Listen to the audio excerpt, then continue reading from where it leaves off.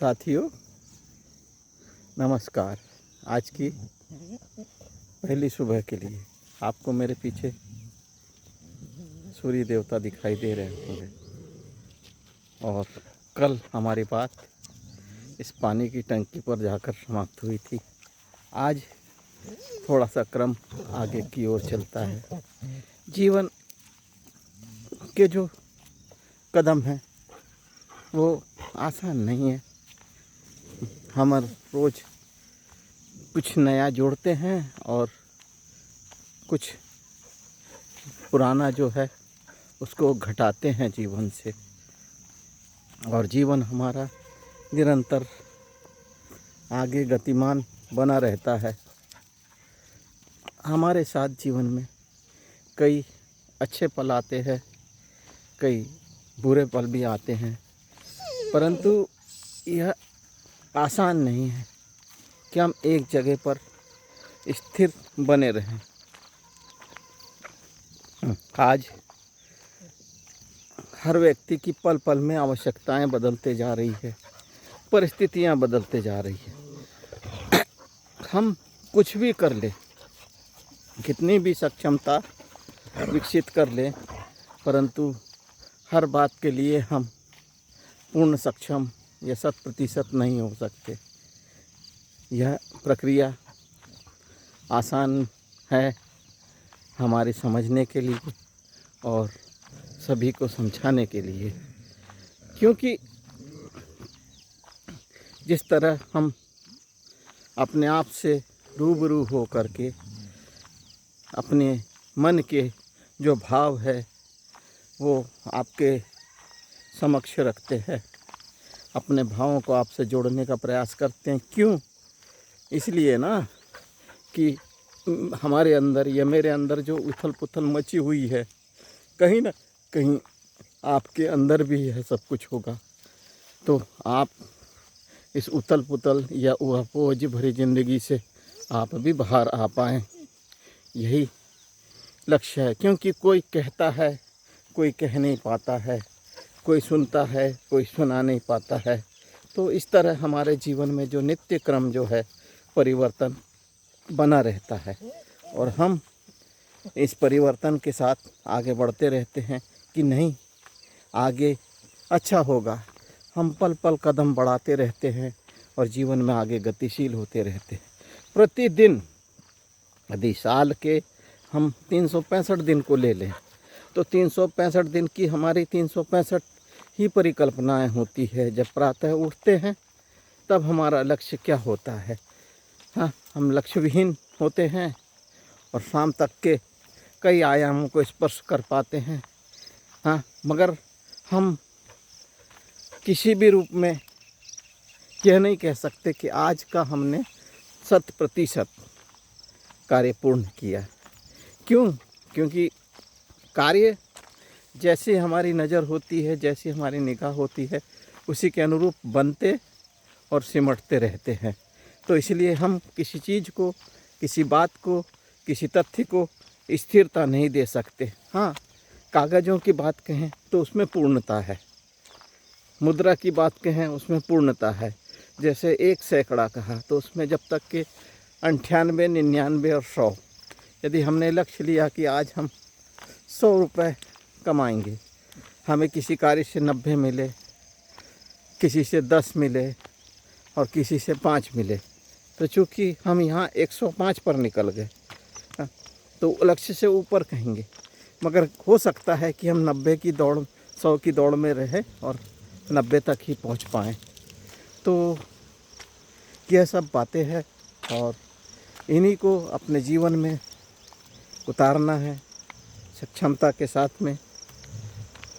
हमारा नित्य क्रम जो है वो लगातार गतिशील है। किशोर, बताइए आप, यह समझने की बात है।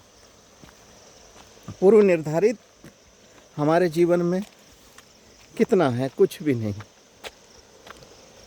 कुछ चीज़ें न चाहते हुए भी जो प्राकृतिक है उसके लिए नियमितताएं होगी, बाकी तो सब कुछ अनियमित है।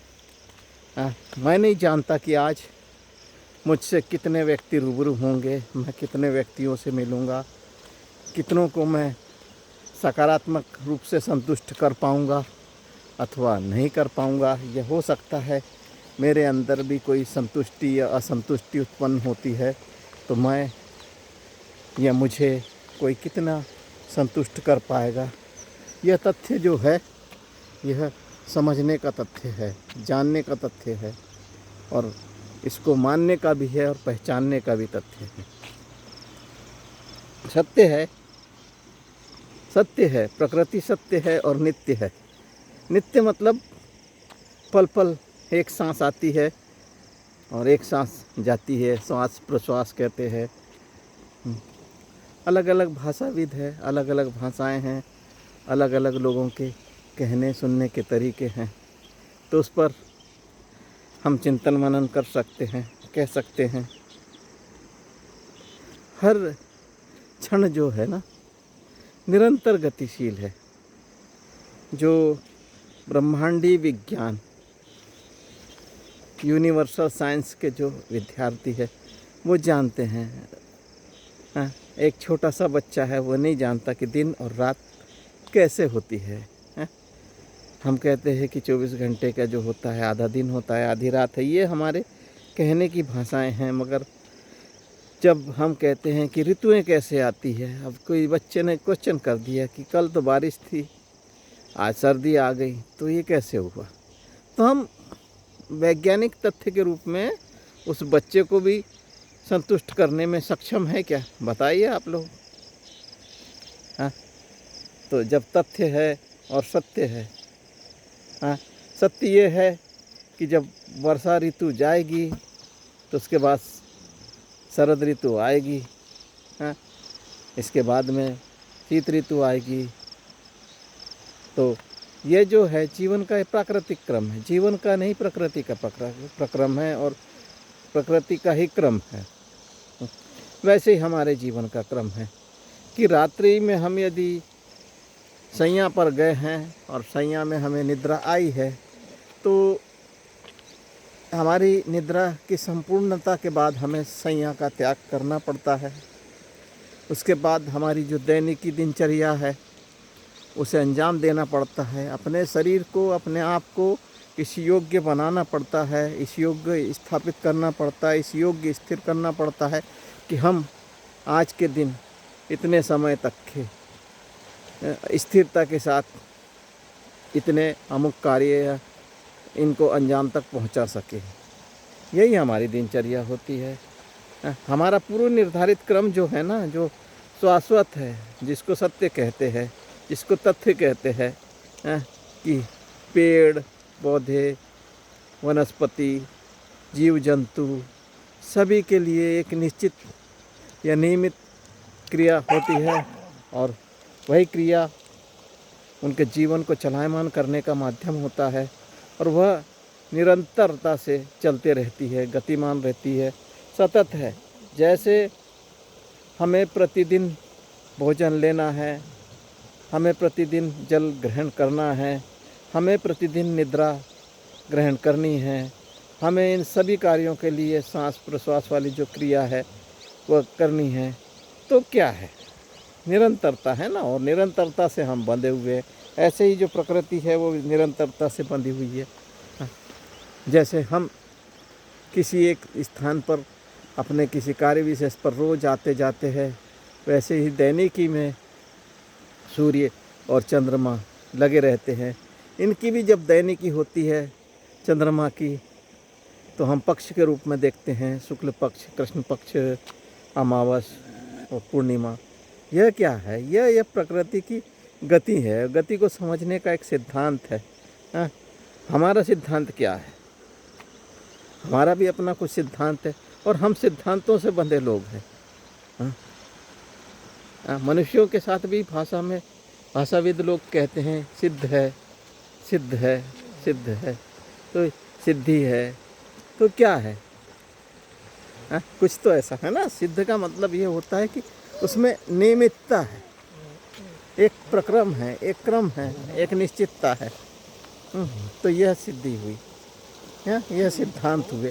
सिद्धांत का तात्पर्य यह है कि जो एक मार्ग पर आदमी चलता है, उसके कुछ कार्य निश्चित होते हैं, वो किसी भी कार्य के साथ समझौता नहीं करता है। तो इसलिए कहते हैं कि वो व्यक्ति सिद्धांतवादी है।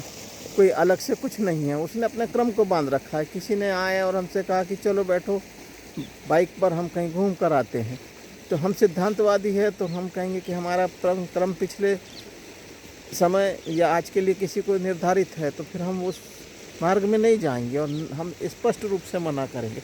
और मना करने का तात्पर्य क्या हुआ? हाँ, मना करने का तात्पर्य यह हुआ ना कि हम उनके साथ नहीं जा रहे हैं, तो हम सिद्धांतवादी है। हमारा सिद्धांत यह है कि अचानक हम किसी भी कार्य में तुरंत उस ओर भागते नहीं हैं। तो ये सिद्धांतिक बात है। और भी कई सैद्धांतिक बात है। एक भोजन में जब ये रोटी बनती है तो वो रोटी भी सैद्धांतिक होती है। क्यों? क्योंकि रोटी के लिए जितनी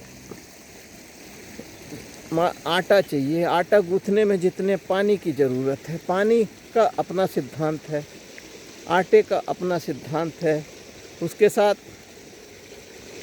जिस तवे पर रोटी को सिकाई करना है या सेकी जानी है, उस रोटी के लिए तवा कितना गर्म होना है, यह भी एक सिद्धांत है। रोटी को जब गर्म तवे में डाल दिया जाता है तो उसके बाद उसको पलटना भी एक सिद्धांत है। पलटने के बाद में कितने आंच पर उसे सिकाई करना है, यह सिद्धांत है। और जब पूरी रोटी पक जाती है तो उसे किस तरह से लंबे समय के लिए रखना है या तुरंत उपयोग करना है, यह भी एक सिद्धांत है। तो क्या है, हम सिद्धांतों में बंधे हुए लोग हैं।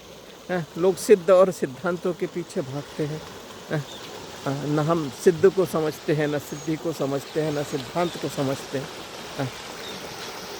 बहुत सारी बातें लोग कहते हैं, अमुक है, सिद्ध है, सिद्धांत है। तो मैं भी चिंतन मनन करता हूँ। अगर ये हो सकता है कि आपके विचार मेरे विचार एकदम सामंजस्य न मिला पाए, और ज़रूरी भी नहीं है, क्योंकि जिससे रोज़ प्रतिदिन का परिवेश मिलता है तो उसमें पता चलता है कि हम में आत्मीयता है, आकस्मिकता नहीं है। यदि जहाँ आकस्मिकता होती है वहाँ सैद्धांतिक रूप से तुरंत समन्वय नहीं बन पाता है, और समन्वय जब बने तो सिद्धांत के अनुरूप बने, सैद्धांतिक हो, है ना। तो यह बात तो सिद्ध और सिद्धांतों की हो गई। अब दूसरी बात करते हैं कि जितने भी विचरण करने वाले जीव हैं, हर जीव एक क्रमानुपात में जीता है। जीवन का उसका अपना सिद्धांत होता है, जीवन की अपनी चर्या होती है। मगर हम जब एक श्रेष्ठता लिए हुए यहाँ कहते हैं कि एक मानव शरीर के रूप में आए हैं, और आज हमें सभ्यताएं विकसित हो गई है, तो सभ्यताओं के साथ क्या विकसित होगी? हमारा एक क्रम बना लिया हमने कि हम इस तरह उठेंगे, इस तरह जागेंगे, इस तरह हमारा जीवन का क्रम करेंगे, और इस प्रकार हम सब मिल कर के अपने जीवन को आगे गतिशील करने के लिए इस प्रकार के या हमारे जीवन की जो चर्या में निर्धारित कार्य है उन कार्यों को अंजाम देंगे। हमारे भोजन करने का तरीका, हमारे उठने बैठने का तरीका, हमारे खान पान का तरीका, हमारे रहन सहन का तरीका, हमारे बातचीत का तरीका, हमारे से जो लोग मिलते हैं उनसे मेल मिलापक का तरीका, हमें लोगों को संतुष्ट करने का तरीका, लोगों से स्वयं को संतुष्ट करने का तरीका, हमारे अंदर ढेर सारी जो कहते हैं कि शरीर की जो विषय वासनाएं हैं, उनके प्रति आसक्ति की जो हमारी भावना है वह किस प्रकार से परिलक्षित होती है, उसको बताने की संभावनाएं और उनके साथ जुड़ने की संभावनाएं, उनको अपने से परे हटाने की संभावनाएं हैं। तो जो मानसिक कामनाएं हैं, मानसिक द्वंद्वात्मक परिवेश है, इनसे अपने आप को जोड़ पाना, इनसे अपने आप को अलग कर पाना है, इनके अंदर रच बच रच करके पच पाना, बस पाना, यह एक क्रियात्मक है। जीवन में जहाँ भी समन्वयता होती है वहाँ संधि होती है। अब मैंने संधि की बात कर दी है।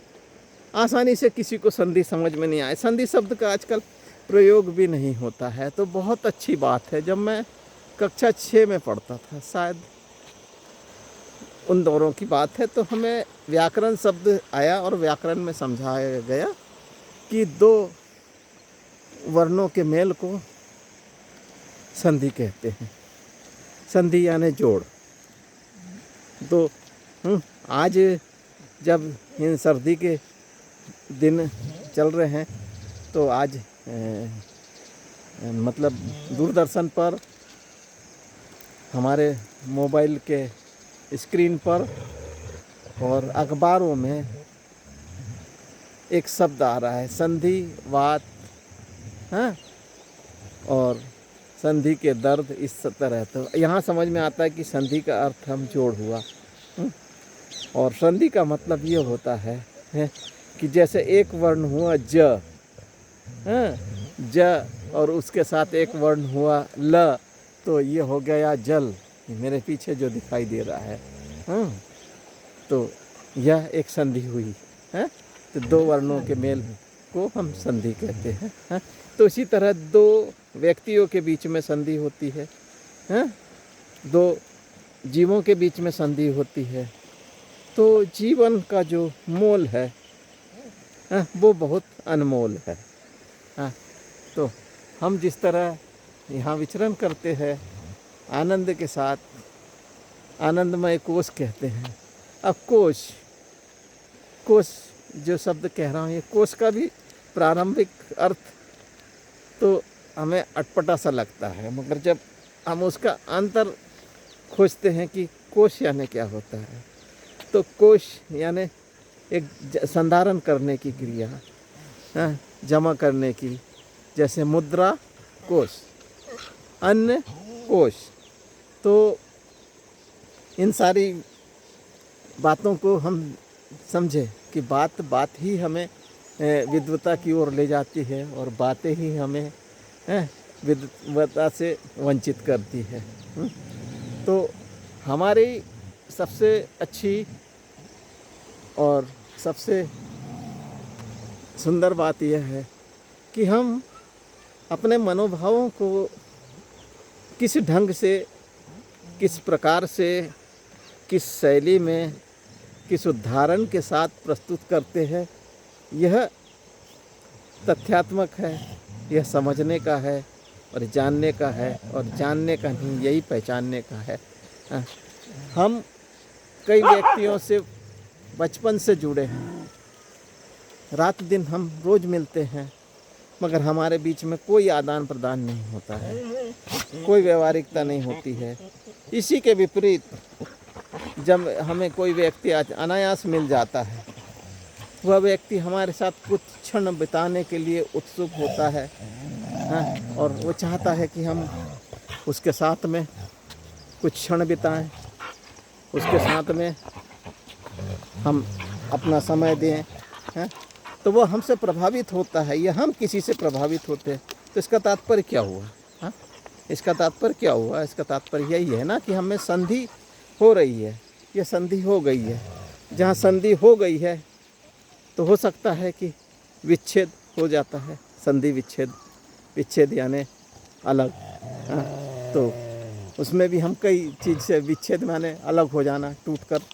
कि जैसे एक आम के वृक्ष को लें, आम का फल ऊपर लगा रहता है और जब तक कि हम उसकी चाह रखते हैं तब तक उसमें संधि होती है। हम किसी भी माध्यम से यदि उसको विच्छेद करके जब अपने लिए ग्रहण कर लेते हैं तो उसमें विच्छेद हो जाता है, दूरियां हो जाती है। तो इसी तरह हम मानव में भी एक दूसरे के प्रति आकर्षण होता है, एक दूसरे के पीछे समन्वय होता है, एक दूसरे के प्रति समर्पण के भाव होते हैं, और हम एक दूसरे को अपने मनोभावों से अपने आत्मीय भाव से स्वीकार करते हैं और अपने अनुरूप पाते हैं तो हम दोनों में संधि हो जाती है, योग हो जाता है। योग योग योग जो वैसे योग शब्द का अर्थ लेते हैं तो वो गणितीय शब्द है योग। और योग का मतलब भी क्या है, दो अलग अलग वर्ण आए और एक जगह हो गया और उनका मान निकल आया है। दो और दो का योग क्या है, 4 है। एक नए वर्ण को जन्म देता है योग भी। तो इस तरह हमारे जीवन की चर्या है, परिचर्या है। हम इस जगत में विभिन्न जीवों के साथ निरंतर अपना जीवन यापन करते हैं। हमारे आसपास हम देखने का किस प्रयास के साथ प्रयास करते हैं, किस प्रकार प्रयास करते हैं, ये हमें नहीं मालूम। हमें तो कल यदि प्रातः की बात करें तो वो भूला जाती है।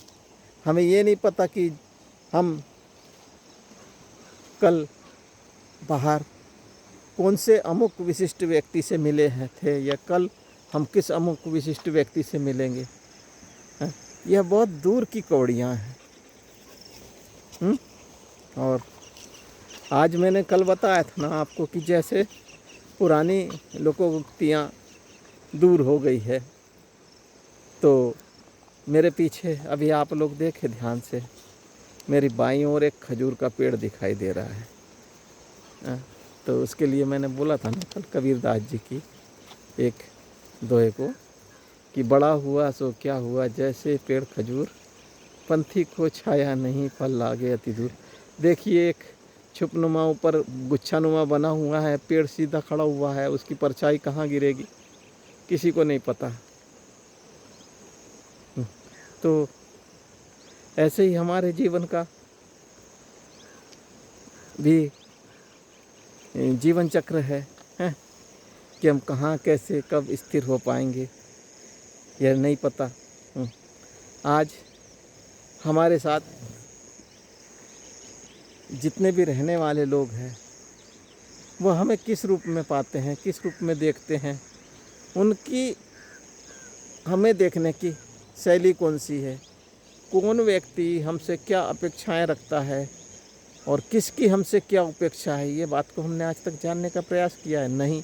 हम किसी से कहते भी हैं कि हमारे क्या बुराइयां हैं, हमारी क्या गलतियां हैं, आप बताओ, तो किसी भी तरह व्यक्ति हमारे अपने भले के लिए भी हम पूछते हैं तो वह कहने से बचते हैं, भले वो दूर से किसी के सामने हमारी अच्छाइयाँ हमारी बुराइयों को उजागर कर देता है। तो आज के समय में आपको तारीफ़ के लिए नहीं बढ़ना चाहिए, नहीं भागना चाहिए। तारीफ़ तो कैसे भी की जा सकती है, करवाई जा सकती है, मगर बुराई बहुत ज़रूरी है। कि हमारे अंदर क्या बुरा है। इसलिए कबीरदास जी पर ही कुछ चीज़ें, एक दोहा और मुझे याद हो गया, तो उस पर भी मैं चंद शब्द आपको कह देता हूँ, ज़्यादा बेहतर होगा। बुरा जो देखन में चला, बुरा न मुनिया कोई, जो मन खोजा आपनो, मुझसे बुरा न कोई। अर्थात जब इस संसार में मैं बुराई को ढूंढने के लिए निकला, बुरे व्यक्ति को ढूंढने के लिए निकला, तो मुझे कोई भी बुरा नहीं दिखाई दिया, क्योंकि जिससे भी मैं मिलता वह मुझसे अच्छा ही होता है, क्योंकि उसके अंदर जो गुण हैं वो मुझ में नहीं है, इसलिए मुझसे अच्छा है। तो इसलिए बुरा जो देखन में चला, बुरा न मिलिया कोई, जो मन खोजा आपनो, मुझसे बुरा न कोई। और जब मैंने अपने अंदर झांका, कैसे झांका कि तुलनात्मक रूप से मैंने दोनों के बीच में अनुमान लगाया, तो देखा कि मुझसे बुरा न कोई। मतलब हम दोनों में वो व्यक्ति श्रेष्ठ है, मैं नहीं हूँ। तो आपको पता है, इसका मैं बहुत अच्छा एक आपको उदाहरण देता हूँ। हम किसी व्यापारी के पास जाते हैं या व्यापारी हमारे पास आता है। आज तो एक शब्द आया है इलेक्ट्रॉनिक की वजह से बहुत कुछ परिवर्तन हो गया है, मगर आज से पहले और अभी भी कहीं कहीं चलायमान है, चलित है। तो हम जो माप का यूज करते हैं, तौल का यूज करते हैं, तराजू का यूज करते हैं, तराजू का उपयोग करते हैं, तो तराजू में हमने देखा होगा कि एक लोहे का बाट रखा होता था फिक्स, और उसके अनुरूप हम दूसरे ओर सामग्री रख के उसके भार को मिलान करते थे और कहते थे कि अब बराबर हो गया है। और आज की जो ज़रूरत है, आज ऐसा है कि हम उस पर डालते चले जाते हैं और कहते हैं 100 ग्राम पूरा हो गया, 200 ग्राम पूरा हो गया, तो बाट है ना ज़िंदगी में, वो गायब हो गया। और बाट का मतलब क्या है? बाट हमारे जीवन को गतिशील करने में एक कारक था, वो हमें स्थिरता देता था। बाट से हमें स्थिरता ऐसे प्राप्त होती थी कि बाट एक तरफ फिक्स रखा हुआ है, हमने एक हाथ में तराजू रखा है, और उस तराजू में जो है ना ऊपर नीचे जाने की दोलन गति होती थी, हाँ। तो वो उसमें थोड़ी सामग्री डाल करके हम मिलाया करते हैं। या आज भी कहीं है लोगों ने देखा, हाँ बराबर हो गया, तो लो आपका इतना सेर, इतना किलो, इतना ग्राम जो भी है वो पूरा हो गया। तो जीवन में समन्वय लाने के लिए, और आज बाट का एक दूसरा अर्थ भी बताता है। बाट का मतलब होता है, पुराने लोग कहा करते थे कि बाट जोह रहे हैं। पुराने लोग संध्या के समय बैठ करके अपने किसी बेटे का या किसी घर से बाहर गए व्यक्ति के आने का इंतज़ार करते रहते थे, राह देखते रहते थे, तो उसको भी कहते थे बाट जो होना। आज तो हो सकता है कि कालांतर में ये शब्द धीरे धीरे विलुप्त हो जाए, या तो जो कोई हिंदी को जानने वाले जानकार लोग हैं, जो लोग विधा में निपुण हैं, और तो वो लोग इसका उपयोग करें, मगर आम जनजीवन से हो सकता है कि धीरे धीरे यह बातें विलुप्ति की ओर चली जाएगी। तो जीवन का क्रम है, जीवन में आनंद है, और द्वंद्वात्मक परिवेश से बाहर आना है। सबसे बड़ी चीज़ यही है। हम बातें करते हैं तो बातें कर लेना, बातों को समझा देना, और समझाने से ज़्यादा बातों को समझना ज़्यादा ज़रूरी है। क्यों समझना क्यों ज़रूरी है? क्योंकि वो समझेंगे तो हमारे मानस पटल पर अंकित होगा, और जो चीज़ हमारे मानस पर अंकित है वो हमें स्थिरता देगी, और स्थिरता देगी तो हमारे बातों में वजन होगा, हमारे कार्य में वजन होगा, और हमारी जो जीवन शैली है वह भी स्थिर होगी। हम कहते हैं कि गतिमान, फास्टेस्ट, तो आज सब कुछ गतिशील है। हम विज्ञान के विद्यार्थी की तरह देखें तो किसी भी परमाणु के अणु से आगे परमाणु है, तो परमाणु के अंदर सब गतिशील होता है। अणु एटम, न्यूट्रॉन, प्रोटॉन, इलेक्ट्रॉन, तो ये स्थिर नहीं है, ये भी सब चल रहे हैं। कभी आपने देखा होगा कि कोई खिड़की के अंदर से जब धूप की एक किरण अंदर आती है तो उसकी झिर्रियों से जब दोपहर के समय देखने वाला दृश्य हुआ करता था। हम बचपन में जब कच्चे मकानों में रहते थे खपरेल, तो उसके अंदर से एक रेखा चली आती थी सूर्य की रोशनी की, और वो जहाँ पड़ती थी हम देखते थे, तो वो जो सूर्य की रोशनी है वहाँ बारीक बारीक हमें उड़ते हुए दिखाई देते थे अणु, परमाणु। आज तो वैसे दृश्य देखने के लिए ना किसी के पास समय है, ना शायद वो घर बचे हैं। घर तो है, मगर जहाँ घर जाएंगे तो वो समय कब आएगा ये हमें नहीं पता। तो वो पीढ़ी नहीं बची, और नई पीढ़ी है, नए लोग हैं, नई उमंगें हैं, नए उत्साह है। पहले की और आज की वस्तुएं, चीज़ें, रहन सहन का तरीका बदल गया है, तो जीवन की परिभाषा भी बदल गई है। आज व्यक्ति एकाकी हो गया है, और अपने अपनों से भी संबंध स्थापित नहीं कर पाता है। हम लोग अपने आपस में सिमटते चले जा रहे हैं। कहने को तो भीड़ होती है, मगर भीड़ में सब व्यक्ति अपने अपने स्वार्थ के लिए, अपने अपने मनोभाव के लिए खड़े रहते हैं।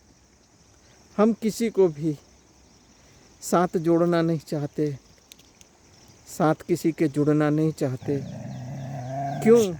क्योंकि हो सकता है हम नहीं जानते कि ये जो योग बनेगा ये किस कगार पर पहुंचा देगा, और इन्हीं सब से हमारा मन शायद अपने मार्ग से विचलित होता होगा। तो इसलिए आसानी से किसी से भी समन्वय नहीं हो पाता है। कहने को तो बड़ी बड़ी बातें हैं। आज देखें कि जितने भी बड़े विद्वान हैं वो एकांगी हो जाते हैं। क्यों? क्योंकि यदि वो एकांगी नहीं होंगे तो गूढ़ता और गहनता का जो मार्ग है, जहाँ पे उनने विद्वता हासिल की है, उस जगह पर वो स्थिर नहीं रह पाएंगे। उसका एक कारण है, क्योंकि किसी भी स्थान पर पहुंचना एक बात है और उस जगह पर निरंतरता बनाए रखना दूसरी बात है। हम आज किसी भी जगह पर यात्रा के द्वारा, वेग के द्वारा, मनोभाव के द्वारा पहुंच सकते हैं। अब हम देखें ना तो संघर्ष एक नहीं है, कई है। एक विद्यार्थी चाहता है कि मैं फलाने विषय में फलां स्तर तक पहुंच पाऊं। वहीं एक दूसरा विद्यार्थी है जो उस विद्यार्थी को देखता है जो नीचे की कक्षा में है। वह चाहता है कि मैं अमुक जैसा बन पाऊं, तो वो उस कार्य के लिए अपने आप को जोड़ता है, उसके साथ कार्य करता है। तो यह सब कुछ जो है ना, एक दूसरे से जुड़ने और जोड़ने के लिए जो अपना समन्वय बनाता है, जो अपना योग फल बनाता है, जो अपने संधि की ओर जाता है, तो इसमें विचारों की, भावों की, समय की, सबकी स्थायित्वता होती है। क्योंकि हमें जहाँ मालूम है अस्थिर और अस्थायी कोई भी चीज़ है, तो हम उसी प्रकार अपने आप को तीसरी कर लेते हैं। लोग वर्षों साथ रहते हैं मगर फिर भी मित्रता नहीं हो पाती है, क्योंकि आंतरिक भावों से जुड़ना अलग बात है और एक चलते फिरते हुए मेल मिलापक जुड़ना अलग बात है। तो हम में किसी से कैसे लगाव होगा और किसी से कैसे विछोह होगा, यह तो समय के दौर के साथ कुछ भी कहना स्थिर रूप से मुनासिब नहीं है। परंतु हाँ, चाहेंगे कि हम प्रति दिवस यूं ही जीवन के कुछ पल एक दूसरे को जानने समझने के लिए, एक दूसरे की उपेक्षाओं को सुनाने के लिए और एक माध्यम बन करके